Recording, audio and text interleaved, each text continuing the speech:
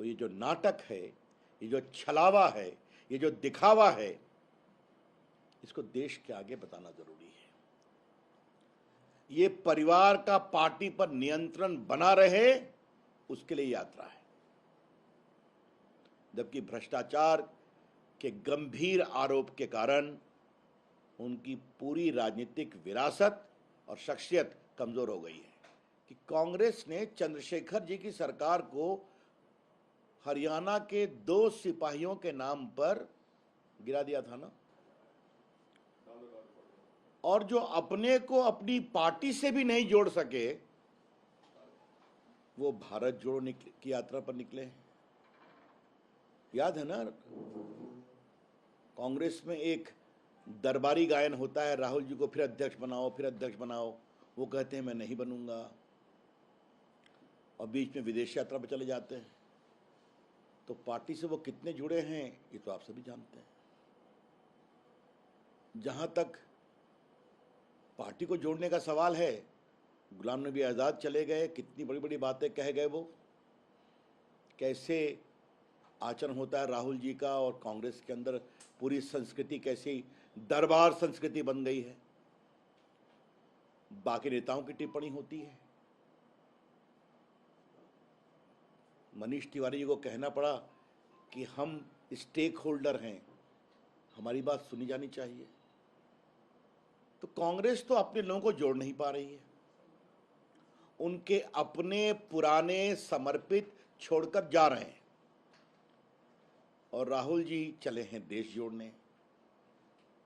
तो राहुल जी पहले अपना घर तो संभाल लेते, घर को जोड़ लेते तो देश जोड़ने की बात करते। तो ये छलावा है, दिखावा है।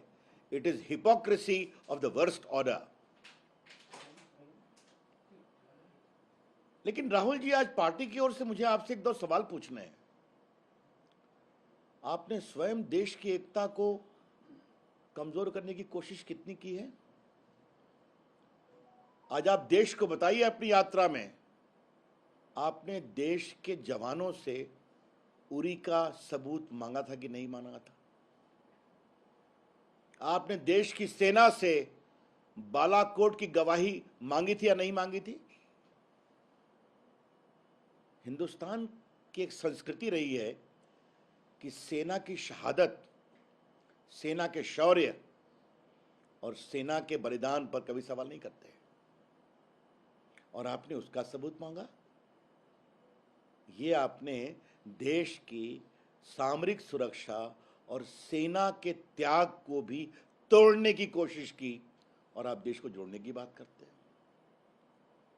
राहुल गांधी, याद करिए, कोविड के समय में जब पूरे देश को हमारे प्रधानमंत्री नरेंद्र मोदी जी एक करने की बात कर रहे थे, तो आपने क्या कहा था? लॉकडाउन से क्या होगा, थाली पीटने से क्या होगा, मोमबत्ती जलाने से क्या होगा, ये आपने कहा था ना।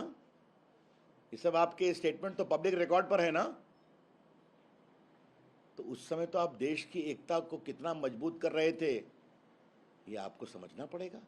इसलिए आज आपसे पार्टी की ओर से सवाल पूछे जा रहे हैं कि देश की एकता को कमजोर करने का आपका रिकॉर्ड कैसा है, और आप चले हैं देश को जोड़ने के लिए। तो ये जो नाटक है, ये जो छलावा है, ये जो दिखावा है, इसको देश के आगे बताना जरूरी है। मोटी बात यह है मित्रों कि ये परिवार को बचाने की यात्रा है। ये परिवार का पार्टी पर नियंत्रण बना रहे, उसके लिए यात्रा है। और इनके साथ कौन लोग खड़े हैं? जो भ्रष्टाचार से दुखित हैं, भ्रष्टाचार की कार्रवाई में आरोपित हैं, और जिनकी स्वयं की राजनीतिक दुकान खतरे में है। तो अपनी राजनीतिक दुकान को बचाने के लिए वो इस यात्रा के साथ खड़े हो रहे हैं। जबकि भ्रष्टाचार के गंभीर आरोप के कारण उनकी पूरी राजनीतिक विरासत और शख्सियत कमजोर हो गई है।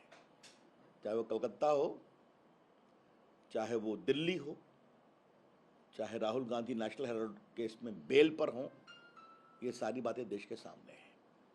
इसीलिए आज ये बहुत ज़रूरी समझा गया कि उनकी देश को जोड़ने वाली यात्रा कितनी खोखली है, ये बताना ज़रूरी है।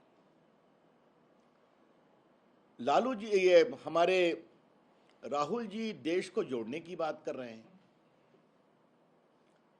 तो बिहार के हमारे मुख्यमंत्री नीतीश बाबू दिल्ली में राजनीतिक तीर्थ यात्रा पर आए हैं।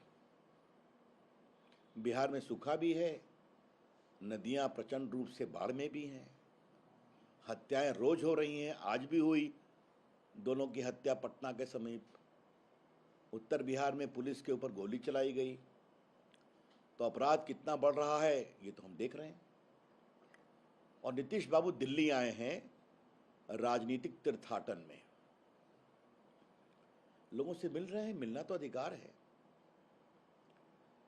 लेकिन ये कवायद है क्या? आज देश को ये बताना जरूरी है कि ये देश बहुत आगे निकल गया है।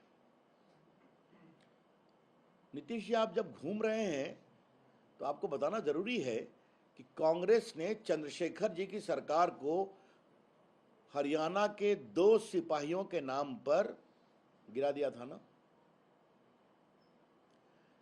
नीतीश बाबू, आप चूंकि राहुल गांधी से मिले हैं, इसलिए आपको बताना जरूरी है ना कि देवेगौड़ा की सरकार को कांग्रेस पार्टी ने गिरा दिया था 1 साल के अंदर। और नीतीश बाबू, आपको यह भी बताना जरूरी है कि इंदर गुजराल की सरकार को 8-9 महीने में इसलिए गिरा दिया गया कि उनका पब्लिक स्टेटमेंट था कि मुझ पर भ्रष्टाचार से कॉम्प्रोमाइज करने का दबाव बनाया जा रहा है। उसका एक बिहारी एंगल भी था, चारा घोटाले का। तो नीतीश जी, यही ना विरासत है आपकी? अब इसी को लेकर चले आए हैं आप क्या? कहीं शराब पर जबरदस्त घोटाला है, कहीं बंगाल में करोड़ों रुपए मिलते हैं फ्लैट से,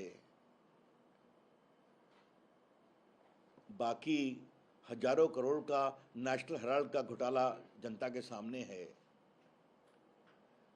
तो नीतीश जी, आजकल जिसके साथ आप खड़े हैं उसमें एक तो उनके बड़े नेता को सजा मिल चुकी है 5-5 केस में, आगे कई लोग आरोपित हैं।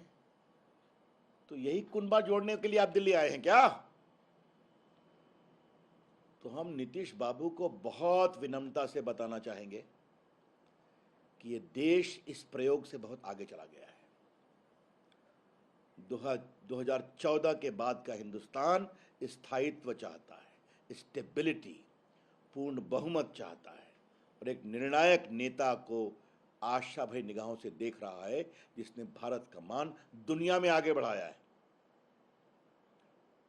और इस बात से उसका संकेत मिलता है कि 2-3 दिन पहले भारत की इकोनॉमी दुनिया की 5वीं सबसे बड़ी इकोनॉमी बन गई, इंग्लैंड को पीछे छोड़कर। यह होता है जब स्टेबिलिटी आती है, यह होता है जब नेता मजबूत, निर्णायक और ईमानदार होता है। ये तब होता है जब नरेंद्र मोदी ऐसे नेता देश में आशा का प्रवाह करते हैं, N atmosphere of hope, energy, commitment and development. तो ये देश अब बन रहा है जहां स्टार्टअप आगे बढ़ रहे हैं, जहां डिजिटल इंडिया आगे बढ़ रहा है, जहां फिनटेक मूवमेंट बहुत आगे बढ़ रहा है, जहां लाखों करोड़ रुपए गरीबों को उनके बैंक अकाउंट में जा रहे हैं, जहां 80 करोड़ लोगों को मुफ्त भोजन कराया गया। तो ये देश का एक स्वरूप है।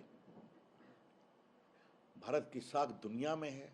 मोदी जी दुनिया के लोकप्रियतम नेताओं में से हैं, फिर टॉप किए सर्वे में। तो एक तरफ भारत का ये स्वरूप है, आशा का, विकास का, ऊर्जा का, और भविष्य को और मजबूती से आगे बढ़ाने का।